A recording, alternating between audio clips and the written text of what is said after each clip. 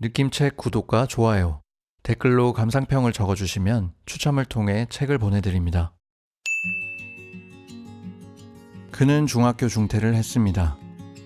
당시 부모님도 친구들도 모두 그의 중퇴를 말렸을 것입니다. 그때는 아무도 몰랐습니다. 그가 최고의 뮤지션이 될 줄은. 그는 대기업을 다니고 있다가 사표를 썼습니다.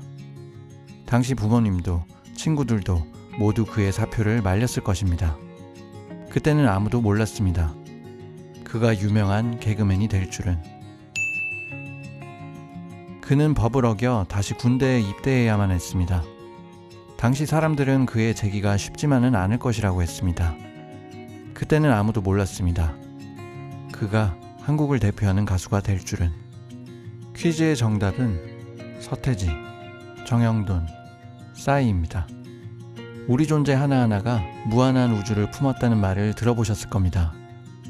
퀴즈의 정답으로 나왔던 유명한 사람들을 본다면 그런 것 같기도 합니다.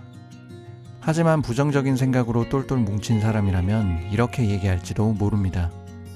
그 사람들은 그 일을 안 했어도 성공할 사람들이었어. 너나 나 같은 평범한 사람들은 자리보전만 잘해도 성공한 거지. 맥이 풀리고 우울해지는 말들입니다. 그 현실적인 충고를 잘 듣고 살다 보면 언젠가 행복해질 수 있다고 합니다. 그런데 잘 모르겠습니다. 행복이 무엇일까요? 학창시절에는 1등만 하면 행복할 것 같았습니다. 고3 시절에는 대학만 가면 행복할 것 같았습니다.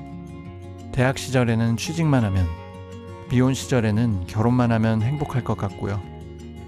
직장인 시절에는 승진만 하면 행복할 것 같았는데 아니었습니다.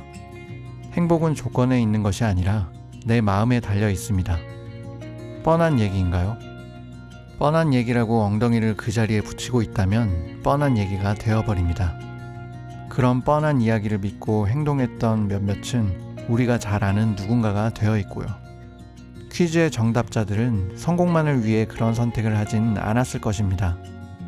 무엇이 나를 행복하게 하는지 잘 알고 선택했던 사람들이었습니다. 어떤 얼굴로 태어날지는 선택할 수 없지만 어떤 인상으로 살아갈지는 선택할 수 있습니다. 어떤 부모님에게 태어날지는 선택할 수 없지만 어떤 부모님으로 모실지는 선택할 수 있습니다. 사랑받는 것은 선택할 수 없지만 사랑을 주는 것은 선택할 수 있습니다. 선택할 수 없는 것을 보며 자책하면 불행의 시작이고 선택할 수 있는 것을 보며 긍정하면 행복의 시작입니다. 불행도 행복도 모두 조건이 아닙니다. 모두 내 선택입니다. 뻔한 이야기인가요? 뻔한 이야기일지 아닐지 선택은 여러분의 몫입니다.